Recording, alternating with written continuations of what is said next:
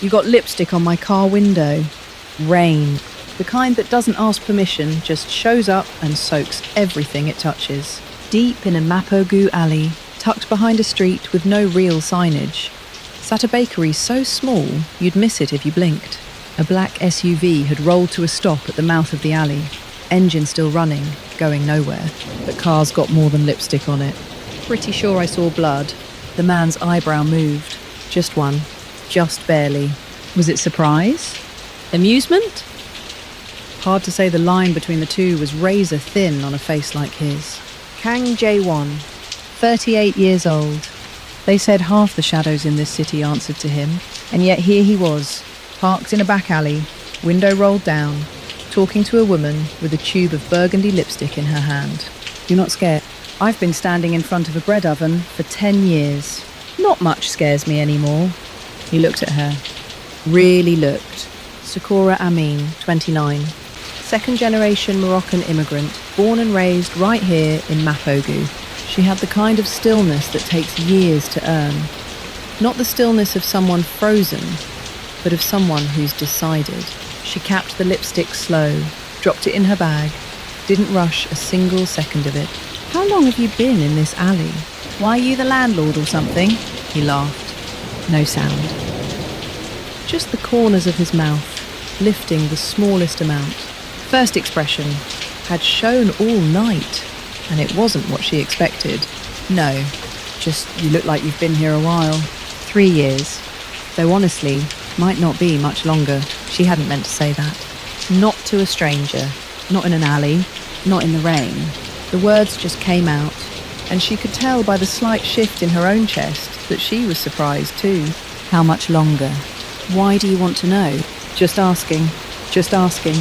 Right. She turned that over in her head for a second. Whether just asking was even a thing a man like this did. She decided, probably not. I don't share my business with strangers. Jaewon. Short silence. The rain got a little heavier. She knew that name. Everyone in Mapo-gu knew that name. She just didn't let her face say so. Sakora Amin, I need to go. My bread's burning. She turned around. Pushed through the glass door without looking back. Not once. He stayed. Window still down, rain coming in a little, not caring. The last time Jaewon had stood still like that in an empty alley, he genuinely couldn't remember when that was. Inside, the bakery was warm. Flour and butter and something older, the kind of smell that gets into the walls after years of the same hands doing the same work. Sakora's mother, Fatima, had opened this place first. Sakora had been running it for 3 years now, give or take. On the counter sat a white envelope she hadn't opened in 3 days. Red stamp on the front. Past due rent notice. 4 months in a row now. Mama, I just need a little more time. I can do this. She started wiping down the display case. Her hand trembled, slightly, until she noticed it was trembling and made it stop. In the glass, her own reflection stared back, and for just a second, superimposed over her face, like a double exposure, she saw his eyes. Jaewon's eyes. Not cold, not warm, just straight, unwavering. He's dangerous. So why didn't I feel it? She left the lights on for a long time that night. The bread in the display case went cold. The rain kept going outside, and Sakora just sat there, listening. 8 o'clock the next morning. She was pulling 2 trays of salt bread out of the oven when the glass door opened. Him. Same black coat as last night, but his shoulder was damp, just one side, like he'd walked through the tail end of the rain without an umbrella and hadn't thought much of it. He stood at the counter and didn't look at the menu once. Americano. 1 salt bread. She looked at him for a moment. Then she picked up a cup and got to work. He took the window seat, faced the alley. When she brought the coffee over, he didn't drink it right away.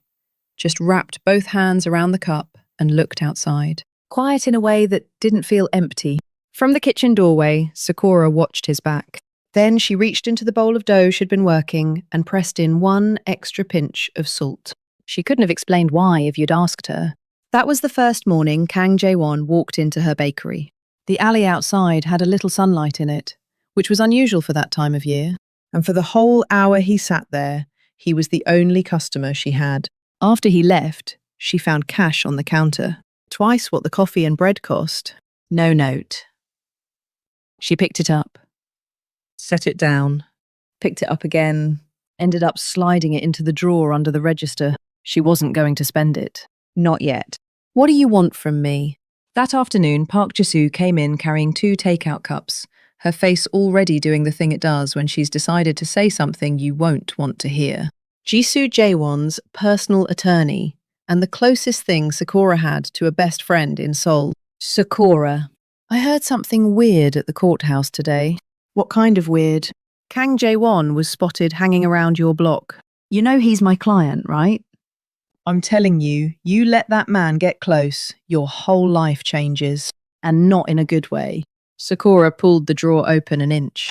The cash was right there. She closed it again. Got it. Thanks, Ji-soo. But the next morning, the door opened again. Same time, same coat, same order. Kang Jaewon came every morning. Monday, rainy Wednesday. The Thursday it snowed for the first time that winter. 1 Americano, 1 salt bread. Never varied. Always the window seat, always facing the alley. He'd drink his coffee, get up without making a production of it, leave exact change on the table, and go. At some point, Sakora couldn't tell you exactly when, she started timing the salt bread to come out of the oven right around when he showed up. Just kind of happened that way. This is saltier than yesterday. I add more salt when customers talk too much. He set down his cup, looked at her. There was something in his expression, amusement maybe, or something adjacent to it that she hadn't seen before. Small, but real. Guess I'll just stop talking then. That works for me. He stayed 15 minutes longer than usual that day. Didn't say a word. Just looked out the window. Sakora found herself glancing at his back from the kitchen. Once, twice, 3 times. She was pretty sure she hadn't been caught. But when he finally stood to leave, the very corner of his mouth ticked upward. Just barely, just for a second. A few days later, Ji-soo came in with a manila envelope and a look on her face that meant business. Sakora. Sit down. I need to tell you something. Tell me standing up. My hands are in the dough. Someone paid off your lease. Sakora's hands stopped. What? 4 months of back rent. Paid in full this morning. Anonymous. She wiped her hands on her apron. Slow. Deliberate. Like she was buying herself time to think. It was Jaewon. I can't prove that. But Sakora, how many people in this neighborhood can move that kind of money without a name attached? Silence settled over the kitchen. From inside the oven came the soft sound of dough puffing up bread, doing the only thing it knows how to do. Don't feel grateful. That's not how this works. In his world, when someone does something for you, they collect. Every single time. I know. Believe me, I know. But her eyes drifted to the window seat anyway. The table where he'd sat that morning. The ring his coffee cup had left on the wood was still there. Next morning. Same time, same seat. Sakora was pulling shots when she finally said it. Why did you pay my rent? He didn't answer. Just took the cup when she slid it over and looked out the window. Don't answer. I stopped selling. Coffee, bread, all of it. Where am I supposed to eat breakfast if this place closes? That's your reason. He turned and looked at her. Just a moment. But the moment stretched in a way she hadn't expected. Do I need one? Yes. I don't take money from strangers. We're not strangers anymore. Sakora Amin? He said her name, low and unhurried, like he'd been holding on to it for a while. She dropped her hands below the counter so he wouldn't see them. They were shaking just a little. She didn't want to give him that. In paying you back, every cent. Salt bread, every day. That's enough. She laughed. Didn't plan to, it just came out of her, sudden and real. He looked away immediately, back to the window. But his ear had gone red. Just the one, just slightly, just enough. Late that evening, Ji-soo came back. No envelope this time. Just that expression, harder than before. More tired around the eyes. He came again today? Yeah. Sakora, his lawyer. Which means I know things I probably shouldn't. She didn't sit. stood near the door, voice low, like the walls might be listening. The people around him, they don't tend to last long. Don't ask me why. I'm not supposed to know as much as I do. Jisoo. Yeah. I'm not scared because something's starting. I'm scared because it already started and I don't think I can stop it. Jisoo didn't answer that. Instead, she reached across the counter and squeezed Sakora's hand once, hard, and let go. Out in the alley, a black SUV sat at the far end, engine running, not moving, like it was keeping watch or keeping score. Kang Jaewon, what do you actually want? She wouldn't get the answer for a while yet. And in the meantime, out beyond the alley, things were already moving. Quiet, deliberate things that Sakora didn't know anything about. The name Choi Dojun came to Sakora the way most bad things do, sideways, through someone else's conversation. The morning rush had cleared out, and the bakery had gone still. Jaewon was in his usual seat, coffee in hand, when his phone rang. His voice changed. Not lower, colder. Different thing entirely. Dojun moved himself. You sure about that? In the kitchen, Sakora's hands went still over the dough. She wasn't trying to listen. But the man at the window seat was suddenly a stranger again. Same face, different person. Clean up around Sakora, quietly. The call ended. He turned toward the counter. Their eyes met. How much of that did you catch? Can I get you a refill on that Americano? He studied her for a beat, then held out his cup. She poured without letting her hand shake. That took everything she had. 3 days later, 2 in the afternoon, Sakora was cutting through the Mapo market to pick up a supply order. Low sky, carts rattling, fish smell in the air, hagglers going at it over every last one. Normal Tuesday stuff. Then the ground disappeared from under her feet. A dark vehicle, a hand around her wrist. Then nothing, just dark. Scream. You have to scream right now. Her throat wouldn't cooperate. That's the thing nobody tells you about real fear. It doesn't feel like movie fear. It feels like your body deciding, without asking you, that sound is too expensive right now. In the black, the first face that came to her was Fatima, her mother. And then, immediately after, why is it his face? Of all the faces, a storage room, fluorescent light doing its nervous flicker thing. The man had pulled a chair around backwards and sat in front of her like he was settling in for a chat. Late 50s, maybe? Sharp suit. And his eyes were smiling. The bad kind of smiling. Didn't think Jaewon would move this fast. You've actually sped up my timeline a little. Thanks for that. I sell him bread. That's the whole relationship. The man goes to the same bakery every single morning for 3 months. That's not a customer. That's something else. She didn't answer. She pressed her lips together and in her head started running through the sequence of measuring flour. 250 grams. Level it off. Don't pack it. Fatima had taught her that when you're scared, go back to something your hands already know. Call him. I'll give you the address. I don't have his number. Don't lie to me. I'm not. He never gave it to me. Something shifted behind Dojun's eyes. Because it was true. And he knew it. Jaewon didn't hand out his number, didn't reach first, didn't make himself findable. That fact, that specific fact, clearly irritated Choi Dojun more than he wanted to let on. 2 hours later, the door opened. Jaewon walked in alone, hands in his coat pockets, pace easy, like he was just passing through. 3 of Dojun's men moved to block him. He didn't slow down. They stepped aside. Sakora had no language for what she'd just watched. Just a feeling, low in her stomach, like watching gravity decide to work differently. Can you stand? He crouched in front of her. Voice quiet. But his eyes, not the cold eyes from the phone call, something else entirely. She nodded. My legs fell asleep. Give it a second. He took her hand to pull her up. His hand was cold and shaking barely. Almost nothing, just enough that you'd only notice if his hand was already in yours, which hers was. Dojun was already gone. But at the edge of the doorway, stepping back into the dark, Sakora caught a glimpse of someone else. Jaewon's right hand, Taesung, walking away from a place he had no reason to be. Why is he here? Hez Jaewon's guy. She didn't say it out loud. Partly because she wasn't sure yet. Partly because Jaewon still hadn't let go of her hand. And his hand was getting warmer. He drove. She rode shotgun and looked out the window. Neither of them spoke for a long time.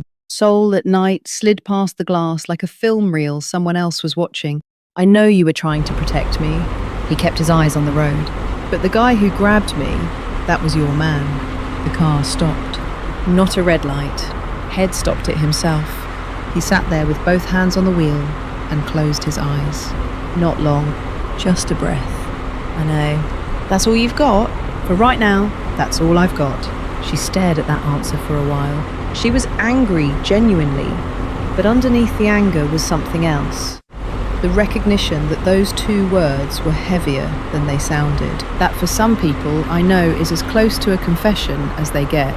The car started again. No radio. They drove back to Mapo-gu in silence. The kind that isn't uncomfortable so much as full. When he pulled up in front of the bakery, he spoke. Don't open tomorrow morning. Why? Just one day. She opened the door, stopped halfway out. Jaewon. Yeah. Day after tomorrow, I'm baking 2 salt breads. He didn't answer. But when the bakery door clicked shut behind her, he hadn't moved the car yet. Sat there, engine running, going nowhere. All right, let's take a breath here, because this is the moment. Sakora's got her lights on. Jaewon can't leave the alley. And if you're watching this thinking it's just a crime story, it stopped being that a while ago. The way we see it today, what's happening between these two isn't protection. It's two people who've already fallen in, still trying to act like they haven't. And the thing that set all of this in motion? It wasn't Choi Dojun. It wasn't a power play. It was one streak of burgundy lipstick on a car window in the rain. Taesung showed up at the back door 3 days later. 4 a.m. His knock was the careful kind.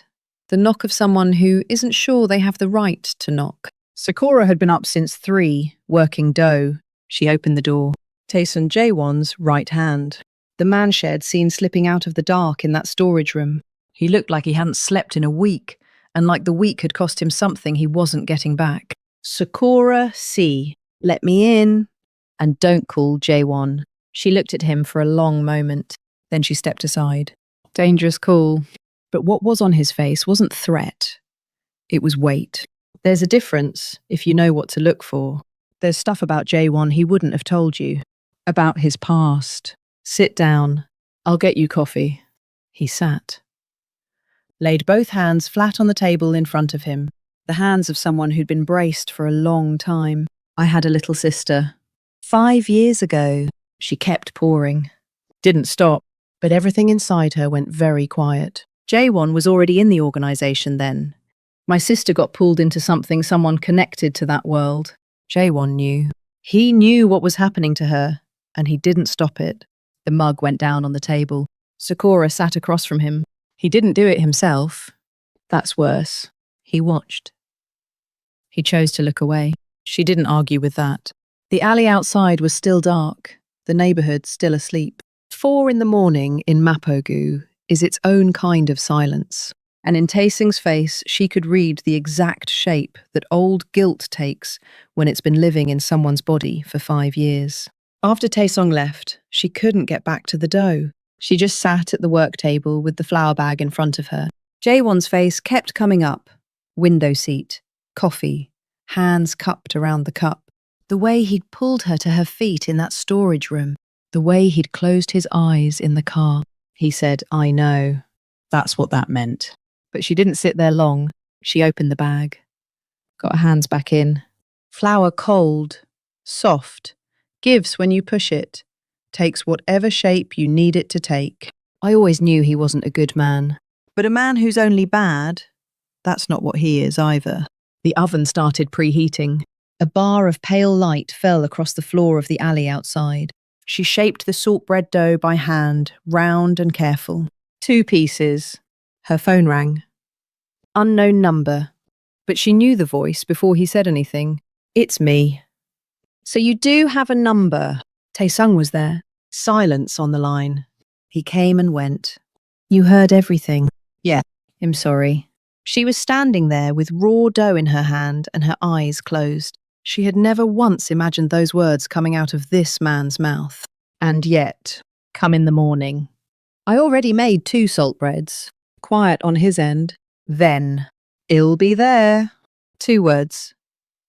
That was it. But they were enough to make 4 in the morning feel less like the middle of the night and more like the beginning of something. Dojun made his move that afternoon.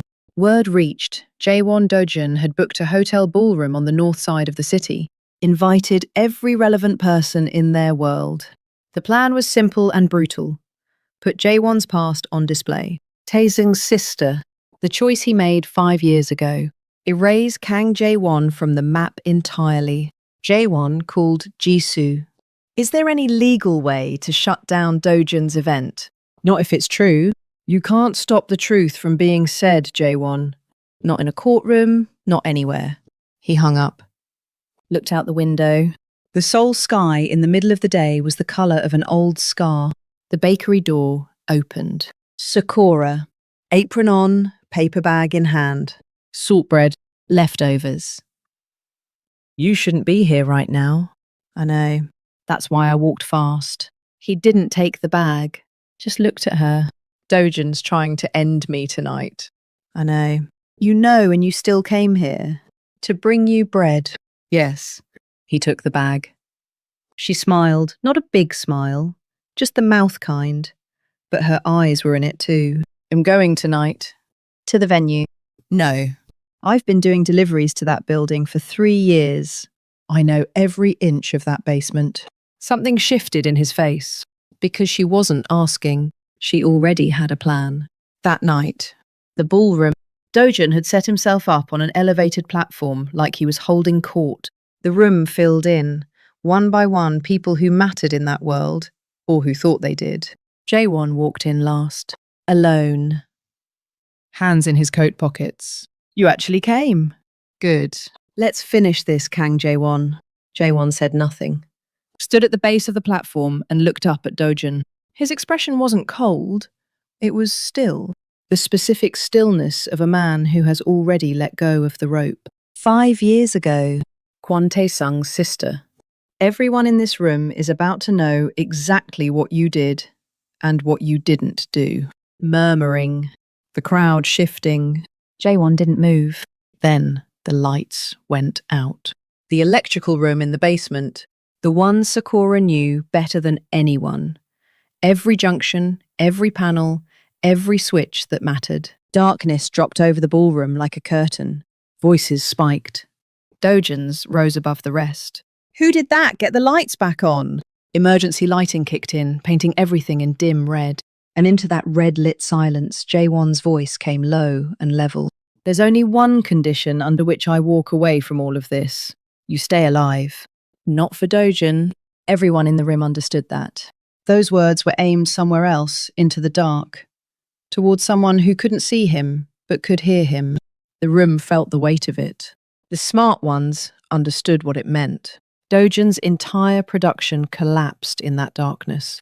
The stage he'd built, the moment he'd engineered, undone by one woman with a flour-dusted jacket and 13 years of delivery routes memorized cold. Outside the venue, Jaewon came through the door. Sakora was waiting in the side alley. No apron, but her hands were white with flour. Are you hurt? I got into a disagreement with a flour bag. I'm fine. He looked at her hands. The flour, the impossible fact of her standing there. And then, without a word, he took both her hands in his, held on, didn't let go. Not cold. Not tonight. Taesung came out of the alley a moment later. He walked up and stood in front of Jaewon. 2 men, 5 years of wreckage between them. Is it over? Not yet. I owe Sakora an apology. For the storage room, he'll collect it in salt bread. Something broke open in Taesung's face. The first real expression shed seen from him. The kind that only comes when you stop holding everything in at once. Jaewon's grip on her hands didn't loosen. No stars over Seoul that night. But the alley streetlight threw 3 long shadows down the pavement. and Choi Dojun. Choi Dojun was still in the building, still breathing, still dangerous. So no, it wasn't over. Here's the thing about Choi Dojun. He didn't fall because of a punch or a threat. He fell because of a room full of people who watched him lose his own stage to a baker and remembered. That kind of credibility doesn't grow back. A decade of careful positioning, of favours given and debts tracked, of being the most intimidating man in every room, gone. Because Head underestimated one woman with a delivery schedule and a very good memory for electrical panels. Jisoo moved quietly after that. Methodically, 5 years' worth of financial records that Dojun had kept buried found their way, through her careful hands, to people who knew exactly what to do with them. The law moves slow, but it moves. This is the last thing I can do for you, Jaewon. After this, I don't know you. Understood. Take care of Sakora. She's stronger than she looks, but she's been more scared than she's let on this whole time. He didn't respond. But after she left, he stood at the window for a long time. 2 days later, end of the alley in Mapo-gu. Taesung was already there when Jaewon arrived, standing with his hands empty at his sides. Jaewon, just the name. First time in 5 years. Jaewon stopped walking. What you did, what you didn't do. I'm not over it. I don't know if I ever will be. I know. But I grabbed Sakora. That was me. Dojun gave the order, but I carried it out. I'm not getting clean of that either. Jaewon was quiet. Taesung exhaled slow. The kind of exhale that takes a while to build up to. We both owe her. Yeah, him out. For real this time. Jaewon looked at him. A good long look. Then he put out his hand. Taesung stared at it for a moment. Took it. Brief. Firm. That was enough. Taesung walked away down the alley without looking back. Jaewon stood there until he turned the corner and was gone. The morning wind off the Han River moved through his coat like it had somewhere to be. The day the bakery reopened. There was a handwritten sign taped to the glass door, Korean and Arabic mixed together in handwriting that had never quite decided which direction it preferred. Reopening. And beneath that, in smaller letters, salt bread, today only. Double batch. Jisoo was first through the door. 2 takeout cups, 1 in each hand. She hugged Sakora before she even finished saying hello. Do you have any idea how scared I was? I was scared too. Then why did you go? To that ballroom? A good bakery owner knows the layout of her delivery stops. Jisoo laughed, then cried. A little. Sakora cried too. A little. They leaned against the counter together and stayed like that for a while, not saying anything, which is sometimes exactly the right thing to do. The morning turned into something Sakora hadn't expected. People kept coming. Word travels in a neighbourhood like this, through channels she'd never understand. The regulars showed up, one by one. The salt bread sold out twice. She baked a 3rd batch. At 2 in the afternoon, the glass door opened. Black coat.